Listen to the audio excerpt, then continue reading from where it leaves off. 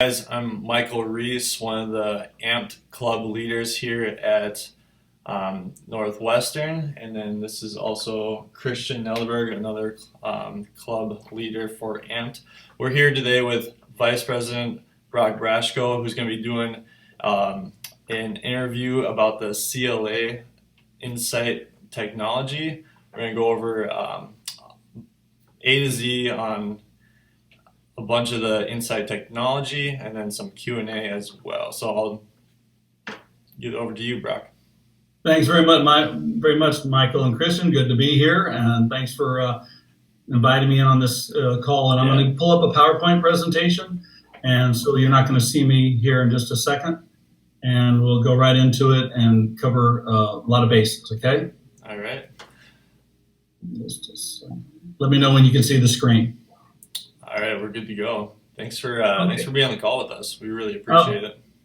You're welcome. Thank you. So this is going to be fast and quick pace, so I'm going to get started with a deep breath. All right, let's So do it. Chiropractic Leadership Alliance was actually created in 1987 by two chiropractors, Dr. Patrick Gentempo and Christopher Kent.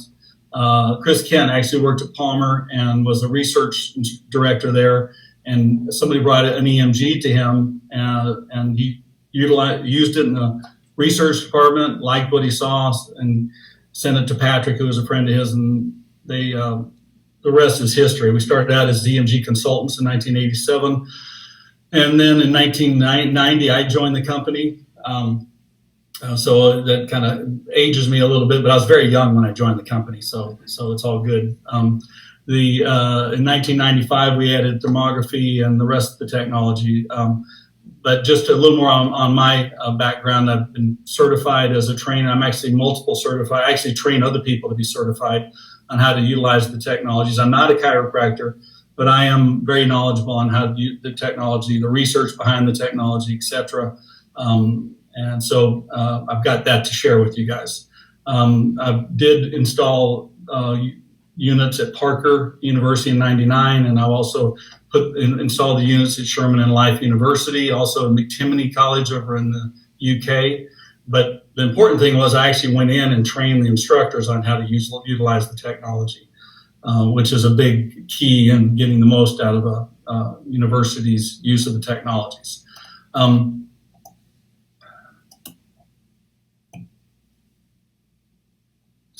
So here's what we're going to be going over. The applications. We're also going to go over the science and research behind the technologies. I've got a couple of case studies to show you.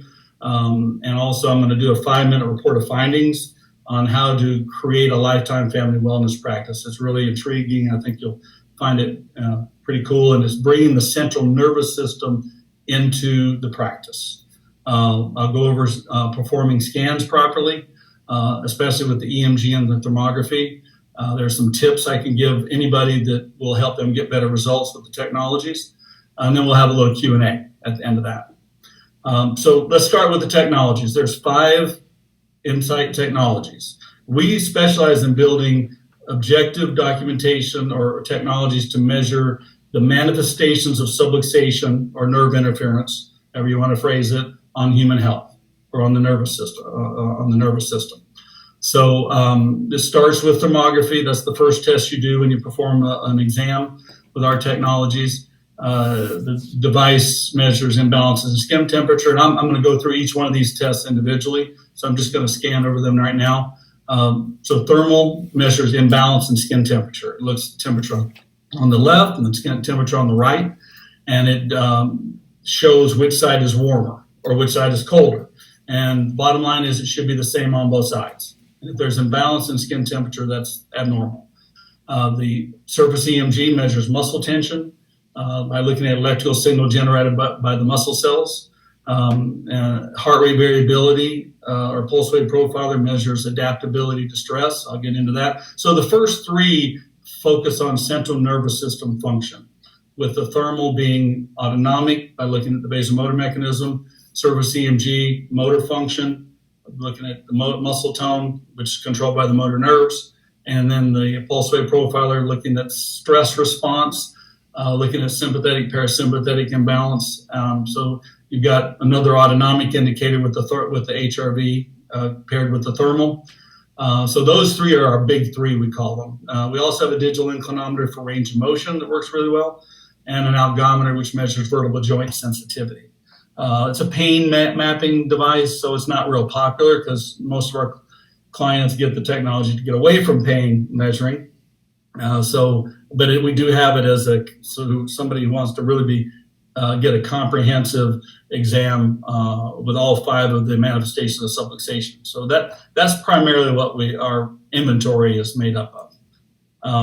The technologies are used it was actually designed for exams. That's what the technology was really designed for. Yes, it's great for spinal screenings. That's just kind of an offshoot of that.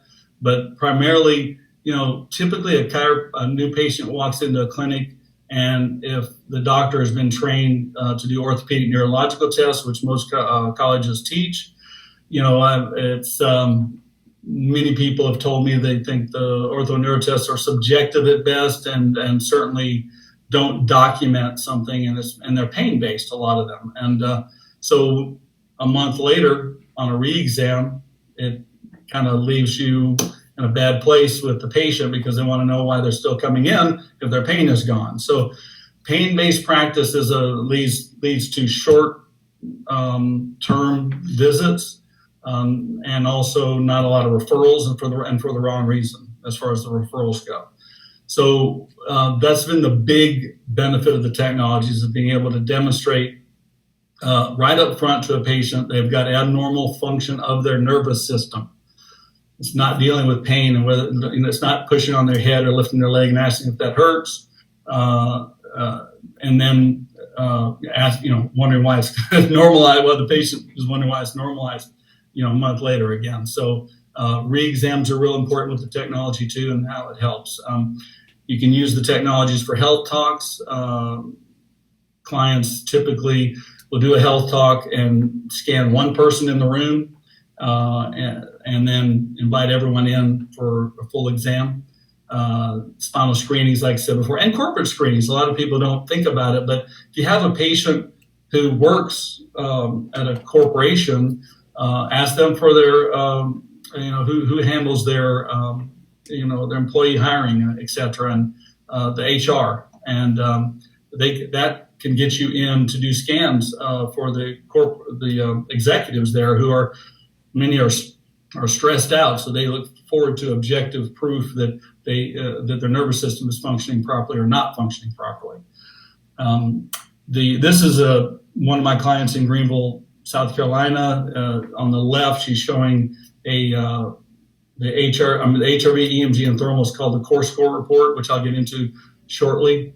And so she's got a functional assessment on the left, and then she's got her X-ray on the right. So I was at her office one day last year, and she showed me how she actually does her report of findings. And so I thought it was pretty cool. I took a picture of it. So let's get into the credibility of the research behind the technology. So all 5 of the Insight technologies are FDA registered as Class 2 medical devices, which is a higher level of approval, or it's harder to get the Class 2 medical device status than just a Class 1. So the Insight has gone through an FDA. If you're registered and approved by the FDA, that's top of the line there. Also, there's been independent lab testing that have proved the reliability and efficacy and reproducibility, inter-examiner and intra-examiner reliability of the technologies. If there's ever an issue with, well, is this thing reproducible? If it's not, it's one of 2 reasons. Either the person doing the scanning needs to be trained properly, or the technology may have something wrong with it. It could be an older unit, needs to be recalibrated, etc. But as long as those 2, the person's trained properly and the equipment's working properly, you're going to get good reproducible results, or we wouldn't be around, 30 years later. The applications, indications, protocols, and normatives are all published in peer-reviewed journals. And the evidence, the technology is all approved as evidence in court. The precedents have already been set. So that's pretty stringent guidelines there to all those 4 levels there. Let's get into some scanning. I'll start out with the thermography. The view on the right is just the raw data. of a thermal scan. So the two sensors, one on the left, one on the right, as I mentioned earlier, rolling up the spine.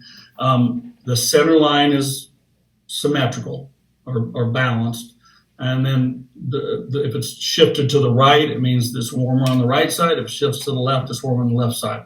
So you can actually look at this graph. It is available to view on our printouts and our screen on the screen for pattern work if you want to do that. But over on the left, our software also takes the data, takes the thermal readings and segmentalizes it as it goes up. And then over to the left there, it has a bar for every segment or every vertebral level. And it compares what is what is normal for that level based on a research study done at Johns Hopkins University by a group of neurosurgeons, actually, and I'll show you that shortly. So anything that's got a white bar means it's within normal range of what's accepted as far as balance goes of skin temperature. If it's green, it's mild, as blue is moderate, and red is severe. So really blue and red is what are the main concerns when you're scanning a patient. So the right one, the one on the right is nice to get a quick view of the pattern graph, but over on the left, having the actual vertebral levels and actually being able to show a patient mild, moderate, severe imbalance based on standard deviations published is pretty powerful stuff. You can focus with the patient on the levels. We also have a new report, which I'll show you in a minute, where you can click on any level and it pulls up the organs to be affected by a problem in that area with the thermal. This is another graph here on our new software. I'm just going to go through these real quickly. It does show, we can also show a DTG report, which takes S1 and compares every level going upwards. So whereas the NCM graph, which compares left to right, neurokilometer graph compares left to right, which is one plane, but what about up and down? What if you've got a hot spot on both sides bilaterally? You wouldn't see it here because it's showing left to right. So if you got a hot spot or a cold spot in one area, the NCM wouldn't show this graph, but this one would because it compares S1 going up. That's what those lines are on the left and right, where it says DTG left and right on that. So you get a second report basically, and we can get into this information later on I'm just scanning through this, like I said, on that. So, and it does have a report that combines both the NCM neurokilometer in the center there and the DTG on the left and right. So you get both combined reports. So it's pretty cool stuff there. We also, on our new software, you can print out a cervical only. So if you just do T1 up, it'll print out a report like this and show it on the screen, this full size of the cervical only, which is a nice touch, I think, that they just added. This is the research study that I mentioned, and it says basically these are normal values on thermal imbalance or asymmetry, and in their study they say these temperatures, as you can see there, it says these values can be used as a standard and assessment of sympathetic nerve function, and this is what's important. And the degree of asymmetry is a quantifiable indication of sympathetic dysfunction. So it's basically saying that thermal imbalance, if you have thermal imbalance, it's an indication of sympathetic, which is autonomic dysfunction. And this is a group of neurosurgeons and published in the journal Neurosurgery, and we actually use their mild, moderate, severe levels in our report that you saw earlier. So now we're talking autonomic dysfunction with the patient, not about their low back pain. I wanted to add in too, so here are some of the tips on performing a successful thermal scan. You want to make sure that you go ahead and have the person take their shirt off or put on a gown if it's a female, of course, and wait a few minutes before you do your first scan. And this is not like thermography, full body thermography. It's not necessary to have them acclimate to a room for 17 minutes, like you do with a full body thermography, because all we're looking at is left to right imbalance. So you just got two spots up, down the spine.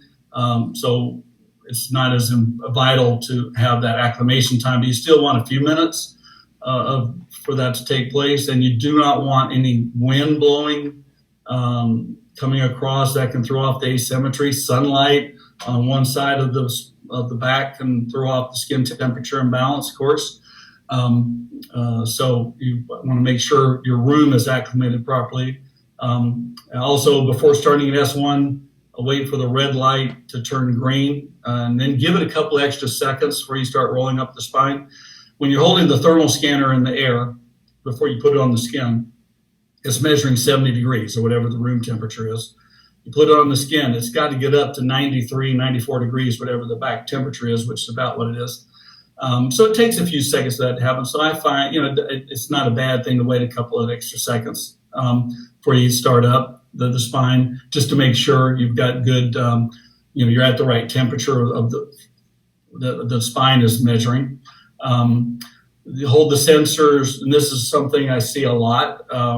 You make sure you're consistent with your distance from the skin, half an inch to a quarter of an inch from the skin, all the way up and down. And where I see a problem is with new people when they're doing the scans, when they get to the round of the shoulders or the back, thoracic area, they tend to let the thermal kind of drift straight up, and so the sensors kind of move or get farther away from the skin. And it's better to try to be consistent with that. The speed is not vital because we're measuring the wheels as they roll. They're measuring distance, and the software knows after a couple of inches it's at L3, etc. So it's not real important that you're consistent on the speed, but you don't want to go too fast because you can skip over temperature changes. So the only thing wrong with going too slow, it can be boring, but it's better to be safe and make sure you're not skipping over changes in skin temperature. Let me see, when scanning C1, I see a lot of mistakes being made, especially at C2. So when you're rolling up the spine, after you get past T1, you get to C2. I see some, you don't want to roll up into the hair. It's important to stay out of the hairline. When you get to the hairline, even if they have a low hairline and they're, say, at C3, maybe, or C4, you still have to stop. The little eyebrows, the little plastic eyebrows, I call them eyebrows, but they're little plastic pieces that go above the sensors. Those are only designed to lift the hairline up. They're not designed to touch the skin as you roll up the spine. But they're just to lift the hairline up, to have somebody that has hair hanging down that you couldn't put up in a ponytail. So you just lift up the hairline, but you have to stop at the hairline. So you lift up the hair and stop at the hairline, pull the trigger, and then go left C1, and you wait 5 seconds before you pull. So when you pull off the thermal off C2, it now is measuring the air temperature again. So when you place it back down at C1 left, you want to give it I see people pull the trigger almost immediately, and that's the mistake. You have to wait for the sensor to pick up the temperature and reach up to 93, 94 degrees. Then you pull the trigger. So you wait 5 seconds. The green light does pop on or come on and tells you to pull the trigger. But just to be safe, I do 5 Mississippi in my head, pull the trigger. And then the right side, same thing. You give it time to, and even when the green light comes on, I'll wait a couple extra seconds if need be, to be consistent with my 5-second settings there. So that is it. Make sure you're you're out of the hair when you do left and right C1 too. And also I see people touch the skin looking for atlas. Not a good idea to touch the skin because you're changing the temperature on the skin when you touch it. So it's better just to pull the hair and stick it to the side. Make sure you don't touch the skin, like I said, and just hold the sensor. It's okay. The wheels disengage once you reach C1 left and right. So we just hold you can put the wheel on the neck and rest it. That's fine, but keep the thermal left eye on the left side off the skin, and the same on the right side. Okay, so We have a new poster. This is our feeling versus function poster. I'm sorry, function versus feeling poster. And basically, we give this to you with the order. If somebody has an insight they purchased from CLA, it's 2 feet by 3 feet approximately in size. You put it in the report of findings room, and it breaks down the nervous system into 3 branches. And I'll go through this more in detail, but here we're talking autonomic function. So you point out the autonomic nervous system, which we're measuring with the thermal. That's a close-up of it. This is the neural link I was talking about earlier. So when you have a scan pulled up, this is an EMG scan, but it'll do on EMG or thermal, but you can move a mouse over to any vertebral level on the left there and click on it, and it pulls up over on the right the organs that be affected by a problem in that area. And then you can click on any one of the organs, and it pulls up abstracts that have been published in peer-reviewed journals that tie in the visceral connection. So it's really powerful for a new patient. They're thinking they're just there for low back pain, or maybe just because their husband has low back pain and they're getting a free scan here. But you can point out like it's much bigger than pain here. We're measuring the autonomic system, which controls these organs, and many times the patients say, "Oh, I have ear infection," or "My son does have ear infections." It matches up. It's really pretty cool how it works. That's a new feature on the newer software. That's included at no extra charge. The static EMG measuring muscle tension. So your skin, as it contracts, generates small amounts of electrical signal. And the tighter the muscles, the more electrical signal. Everybody's seen the EKG done, electrocardiogram, where the white line's blipping across the black screen when the heart beats. That is the same technology as we're using here with surface EMG, except we're measuring paraspinal muscles because that's what we're concerned about in this case. So and in fact, you can actually take an EMG sensor and put it on a person's arm and have them relax their arm and then squeeze it they'll be able to see the lines jump on the screen when they tighten their arm muscle, so they can see that it really does work. It's pretty cool, kind of the wow factor for when a new patient sees that. Same kind of graph or key code: white is normal, green, blue, and red, mild, moderate, severe. And with EMG, we have hypotonic, which is yellow, hypotonic muscle tension, and then of course the hypertonic with the green, blue, and red. There's also asymmetry reports and narratives, etc., that can be printed out. There have been 3 separate studies by researchers that aren't tied to us that confirm the reliability of our Insight technologies, both intra-examiner and intra-examiner reliability. Anybody that wants to see that, in fact, guys, I'll send you the research I'm talking about. I'll send it all to you by email, so anybody that wants it, they can get it. But surface EMG, again, measuring muscle tension. So, of course, a lot of chiropractors palpate, all chiropractors palpate, looking for muscle asymmetry, muscle tension. But according to research, surface EMG is more reproducible than palpation. It's also more sensitive than palpation. So you can actually pick up problems that you might not have picked up with palpation. Surface EMG is not just a toy with a nice patient education report that prints out. It actually gives the chiropractor better data. So surface EMG, I think, is really important. And also, thermography is a great tool to measure autonomic dysfunction through the temperature imbalance, but sometimes it looks okay and an EMG doesn't on a person, depending on their subluxation, how long it's been there. Sometimes the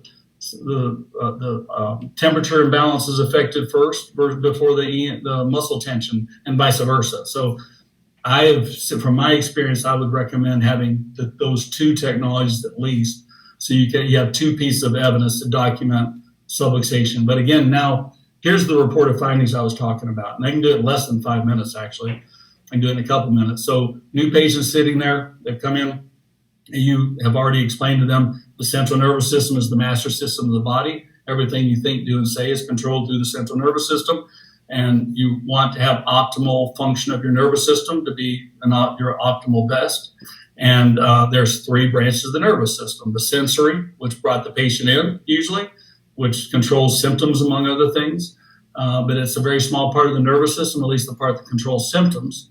And but in this office, we can look at the other parts of the nervous system, the autonomic, which we can look at with the thermography, and the motor nervous system we can look at with the EMG. So what you just did there in a minute is you just let the patient, by doing the scans on the patient and then showing them their reports, you're able to shift their focus away from symptoms on the very first exam. So it's not a bait and switch later when their pain's gone. Well, why do I need to keep coming in? You're already training them right up front. It was not about the pain. It's about the function of the nervous system. I know I keep saying that, but it's the facts, and it's important. So that's big. And then you tell the patient, look, I'm going to recommend you come in and we'll check you again in a month, 3 times a week, whatever, and we'll check you again in a month. We expect to see change in a month. It doesn't necessarily mean it's going to look better or worse. We just look for change. It depends on how long you've been subluxated. It depends on what kind of stresses you're going through when you're not here in the office. It depends on how well you stick with your care plan as far as your response. And it might take 3 to 6 months or longer to really see improvement. But at least here we can monitor your response to care and the function of your nervous system. So you're educating them. Maybe in a month, the scans will look different, and that's what we're looking for. But sometimes the scans can be higher, and that's not necessarily worse. If the scans look higher on the thermal and the EMG on the first re-exam, it might be compensatory change. Sometimes the thermal is high on the left, and then it shifts over to the right a month later because of the chiropractic care and the response to care. That's a good thing. Also, the EMG sometimes can look a little higher. That's not necessarily bad. It could be the nervous system kind of waking up from being dormant due to the subluxation. So it's best to look for change. You can talk about change, and then 3 to 6 months, you'll definitely see the scans improve over time. And if they don't, you need to pick up the care, increase the care volume. I very rarely see that happen. But the surface EMG, that's probably the surface EMG. There's some definite things you have to watch out for to get good results. Cleaning the skin before you do the scan. You don't have to scrub the skin, just kind of clean it with rubbing alcohol. Above 90% basic rubbing alcohol, not water, not some other lotion. It's got to be rubbing alcohol. Clean the sensors with the sponge in the sponge jar. You should have a sponge jar that comes with it. If you don't have a sponge jar, just get a sponge and put it in a bowl. Put rubbing alcohol on it and dip the sensors every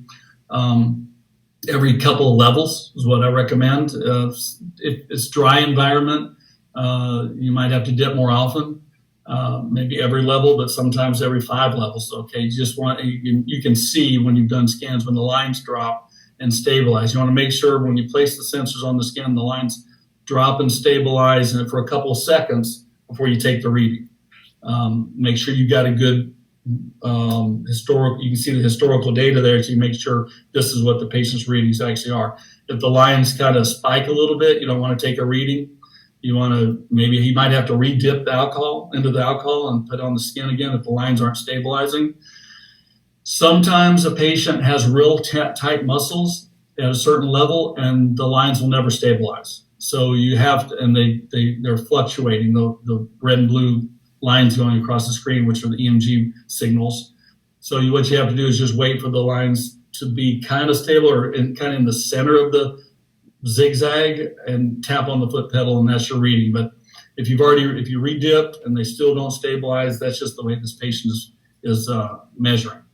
If you take a reading and it spikes right when you hit the foot pedal by aberrant signal, or you move the device, the sensor or whatever, or the patient moved, you can rescan a level without starting over. You just hold the shift key down and hit the up arrow, or move the mouse over to the level you want to start at and click on it, and you can rescan that level. Press the sensors against the skin. You want to indent the skin. If you just barely touch the skin, you might not ground it properly, so it doesn't get a good reading, and you get high readings. So you want to give it the sensors pressure enough, like I said, to indent the skin, but not so hard that the patient is pushing back against you. Let me see. That's about it. There's other thoughts here. I think I covered everything there.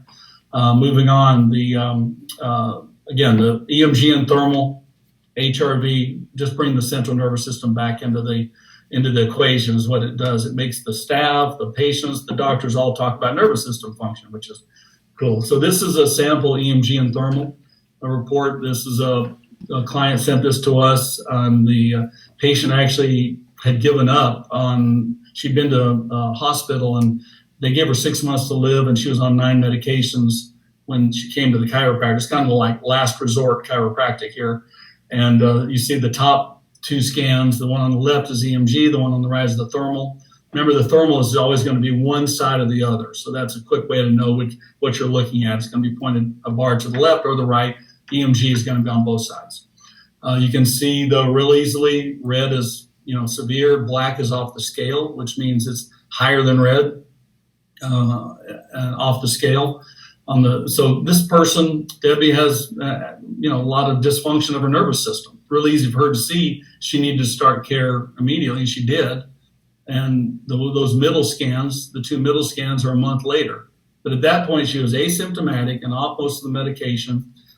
And many times patients would say, well, why do I need to keep coming in? Thank you, doc, because their pain's gone. But the beauty of the Insight technologies, you can give the patient the 2 things they want to know.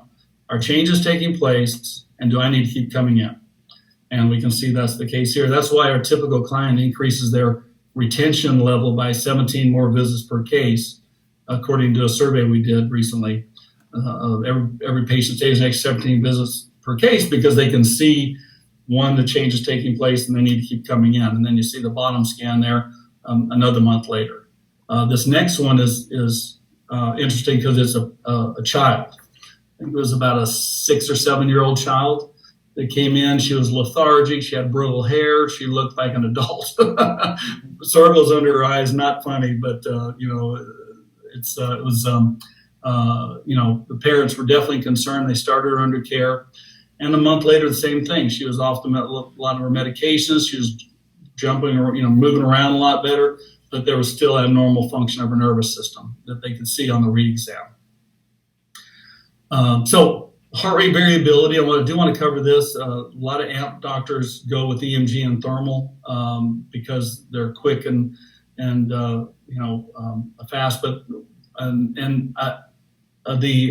lot of AMP doctors have avoided HRV because it used to take 5 minutes to do an HRV report, to do a scan. But our new software, it's 3 minutes now. You can change it, set it to 3 minutes to do the HRV readings. And it's very effective way to measure, another way to measure autonomic dysfunction, but we're looking at it more of a global autonomic measurement, which is sympathetic parasympathetic balance as regard to stress response and how well your nervous system can deal with stress with the HRV. The patient puts their fingers on that device, they sit there.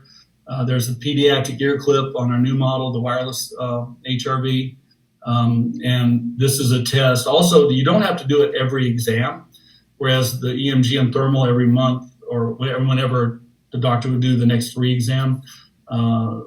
Some doctors wait rather than monthly. They might do it every couple of months. The HRV you actually do you can do every other exam rather than every exam because it's more of a long-term indicator. So patients are looking forward to getting their next HRV scan that stay longer, and you get the HRV report with the EMG and thermal. So you do it initially on the first exam, and then you can do that every exam if you wanted to, but again, you could do it later. But the cool thing about the HRV with the EMG and thermal is you get the core score report, which combines all 3 tests into one number on a scale of 0 to 100, which I'll show you in a minute. I did want to show a little research on the HRV.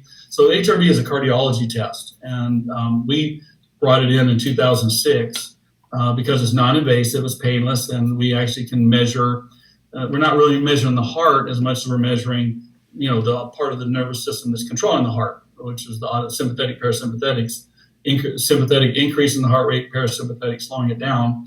But the cardiology research, we can go online on Google and look at it yourself, found that people that have low HRV readings, which is bad, that means more consistent heart rate variability, which means the nervous system is not able to vary the heart rate to deal with stress and when stress is over. People with low HRV readings have increased risk of heart attack, obesity, diabetes, aging, death, alcoholism. Also, there's some interesting studies that we found that even shows correlation to concussions. And I know a lot of that's concussions kind of been a buzzword these days in sports with concussions and football, etc. And with HRV, you can actually, there's a direct correlation to that. So it's pretty cool stuff. And the HRV, again, is measured in the heart, not the spine. We're going from the back to the front. So kind of gives that patient that importance of the chiropractic care without you having to say it. There is a study done, published from the chiropractor Logan, Dr. Zhang, who found this is really, really important. Everybody hear this. So I mentioned earlier all the health consequences of low HRV readings. Well, people under chiropractic care, according to this study, found that they had better or higher HRV readings than the normal population. So the higher they are, the better. And chiropractic patients tended to have higher HRV readings, which typically or technically could mean they'll live longer. Because what happens as we get older, our heart rate variability is lower, because as we get older, that's part of aging, and so it's going to kill us all eventually, one way or the other. So under chiropractic care, your HRV is better, which means a better response to stress. This is a quick little picture of the heart rate variability, the raw data. The red line is heart rate. The blue line is actually a combination of sweat gland activity and skin temperature, so we make sure the person's scan is done properly. You can't really see with your naked eye the variations in heart rate. The computer has an algorithm that does that calculation for you, but I just wanted to show it. And just real quick, the heart rate variability here, this is the report. The white dot is the patient's HRV reading. And so I don't know if you can see at the bottom, but on the left side is sympathetic. So anything from left to the black line is sympathetic. Anything to the right is parasympathetic. And the high, so we want to be balanced. We want to be as close to the black line as possible. And the higher in the graph, the better. It means more autonomic activity. And that's what that scale is over to the left. So this person had a 71.6 activity index, which is listed above the graph, and the balance is 54. So it does give you some information on the HRV without having to do your own calculations. The core score summary report, as I mentioned earlier, if you have all three technologies, you get this. The bottom half shows heart rate variability, EMG, and thermal on a scale of 0 to 100, so it grades each one of them, and a scale of 0 to 100. And up at the top, that 58 is the combined score. Based on the algorithm was created, 45% is HRV, so it's not a straight 33%. It's a little weighted towards HRV, but it is a great tool for a new patient to see because they have one number, and usually it's a 58 or anything under, same kind of grading we have in school. 60 below is bad. Even 70 and below is not good. You want to be 80 and above. So it's easy for patients to keep up with. They tell their friends, they actually compete, and family members start competing with each other on their score. So it's very, very popular, this core score report with our clients. This is the second page of the report explaining what each test does for the patient. This is a follow-up exam. And it does show, we have a new graph that actually shows over time the improvement of the core score. And it can go a couple of years if need be on that. So just to summarize, the technologies have proven to increase new patient referrals because after you've scanned a person, and especially if they have children, you say to them, now that you've seen this scan and you can see we can measure the nervous system and it's non-invasive and painless, why don't you bring your children in? Let's check their nervous system out and see how they're doing, because children's nervous systems has everything to do with how well they behave. That's an easy way to get mom to bring the kids in. Also, how they perform in school, athletically, sports, through the nervous system. So really educates the community, and you just tell people, look, you don't have, it's not about coming in for care. It is, but what we're doing here, we're lowering the bar and saying, come in to have your nervous system checked with the computer, and we'll give you the grade or give you the score or the numbers or the reports. And again, as I mentioned, retention, pediatric, it's a great tool just to get more kids under care. And what's that worth? I think it also improves certainty with the doctor, the patient, the community, because you've got this objective documentation to show them. David Fletcher now bought the company 6 years ago. He's a great chiropractor. He's been a client of ours. He was a client for 16 years before he bought the company. And, he told me once that he had a 4-generation practice and his PVA was 144. He had a waiting list practice.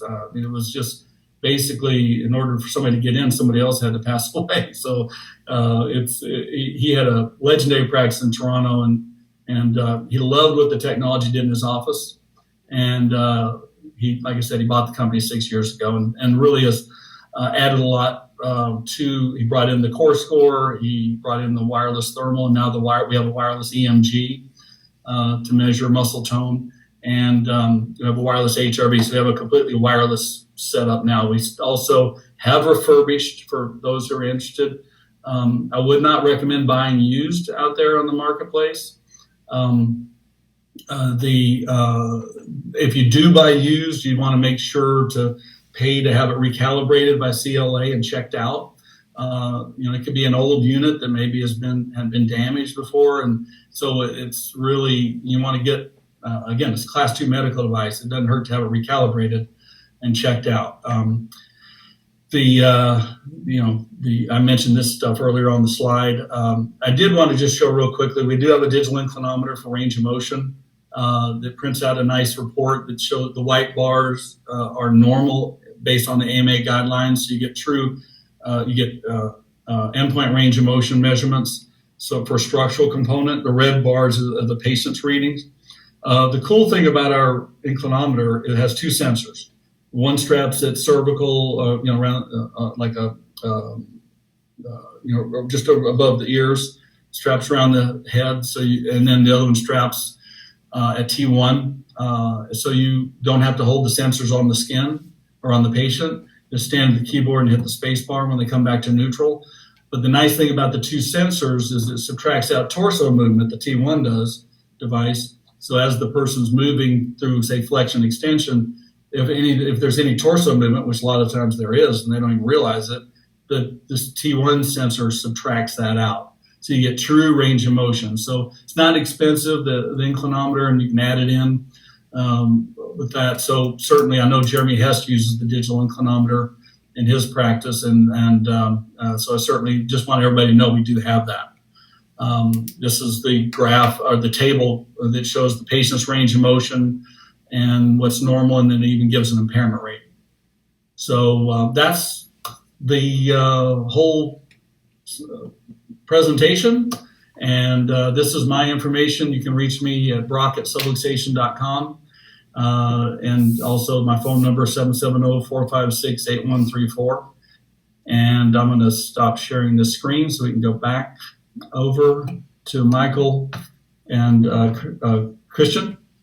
And well, hey, that was a great presentation, a lot of great information, so I really appreciate you taking your time and going over all that stuff. I know a lot of us in Amped Club were just wondering a little bit more about CLA, so I think that gave a really good overview. Good. And again, this is a presentation you can share with others.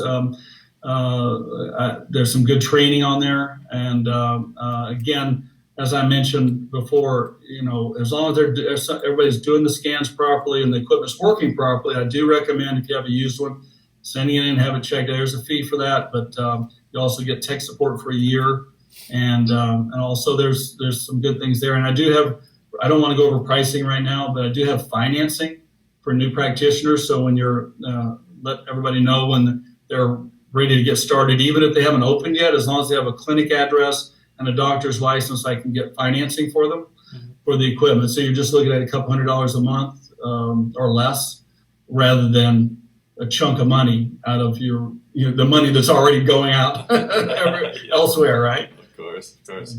Well, Yeah. a couple things I want to touch on is one, like where to get training. I know Toll Solutions, Christian and I are going to at the end of April. I know that's been Great. said to be a good resource. Is there any other training opportunities? Or like how do you, if you want to like get better at doing the scans, what's your you set up live calls or how you do it? Yeah, well, we have training. We have a client site. Okay. You have to be on the support. So if you buy a unit from CLA, if you get a new unit, you get 1 year tech support, which also gets you access to our training website where all the training videos are, interpretation videos, etc. And there's great information there on doing scans. Also, if you buy refurbished, which is like pre-owned from us, is a 6-month tech support and software update. So you get 6 months of that the training videos, and then you can pay an ongoing after the time's up if you want to continue getting tech support, software updates, etc., which is a good thing to do, I think. And also you can, if you need to send it in, you get discounts on having it checked out, etc. I help with training. So if anybody needs help, they can get. I do. There are some training videos on the AMPed library that we've already done, and we'll continue to do more. So that would be a good place to go to. Certainly. Now we do training programs occasionally. There's one in San Diego in May. We're going to try to do one, but it's hard for people to make it to an event like that. And it's a 1-day event, and they're really good, but it's just a matter of getting. We're going to try to do one maybe in Atlanta or over on the East Coast on that. But really, the best thing to do is to watch the training videos that are available. It's the best thing I'd say to do. And also, I'm going to be in St. Louis in 2 weeks, and I go to all the AMPed events. Be at the one in Atlanta. Actually, in Atlanta in August, I've been talking to Jeremy. It's not finalized yet, but they're talking about letting me do a training class Friday evening. They have a little breakout session Friday evening. Some people go to the bar, I guess, and do the cocktail hour. But I'm going to be teaching a training class on how to use the technology properly. So I'm glad you brought that up. That'll be at the August total AMPed event in Atlanta. Right on. That'd be really valuable. Great. That's awesome. One other thing I had too is what are some other resources? I know like this interview has been like a presentation of a bunch of different things, and then we can show this to club members and other people or other students, and then they'll probably have some questions. I know you offered your time again to do a second interview if possible, which would be great to answer some of those questions. Other resources that we can do. I know that there's the Insightful Chiropractor podcast. I know that's been really valuable, and I know one of the members also commented on our page saying that was really helpful for her as well. Is there any other resources that? David Fletcher spoke at AMPed Atlanta January a year and a half ago, and it was recorded, and I have it, and it's on the library. I believe, and it is excellent. It actually is a PowerPoint presentation he did, and it was really, really good. Everybody loved it. It was during lunchtime on that Saturday, and I do have that. Since we're talking AMPed here, I'll email it to you just to make it easy for you to get it out. But certainly anybody who's listening, that is supposed to be in the library. It's David Fletcher. A year and a half ago at the AMPed, he did a presentation on the technologies that I think is really good. He talked about interpretation, and I also have a presentation by him. It's not a PowerPoint. It's just a conversation, but he talks about care planning and what he did. And it's not for everybody because different doctors have different philosophies and techniques. But I certainly can share that with you too, and you can get that out to anybody that wants it. Perfect. Yeah, that'd be great. Thank you very much. Awesome. Anything else you want to touch on? I know. No, I think that's it. Like I said, just I look forward to anybody has any questions. You guys have any questions? Let me know. If you want to do another call, let me know. And I can be reached again at brock@subluxation.com. Best way to reach me. I am on Facebook a couple of times a day, but we got email up all day. So that's a better way to reach out to an old guy like me. The old Facebook stuff. I mean, the old email stuff. So. Yeah. Well, hey, I'll get this video with a link to our club pages, and whoever wants to watch this interview, and then also I'll have your contact information so they can email you. Sounds good. Yeah, Right. and you can share my PowerPoint presentation with anybody if you'd like to too, and I'll send you that research. Thank you. Yeah, sounds good. All right. Hey, thank you very much, and have a good day. You too. Bye bye.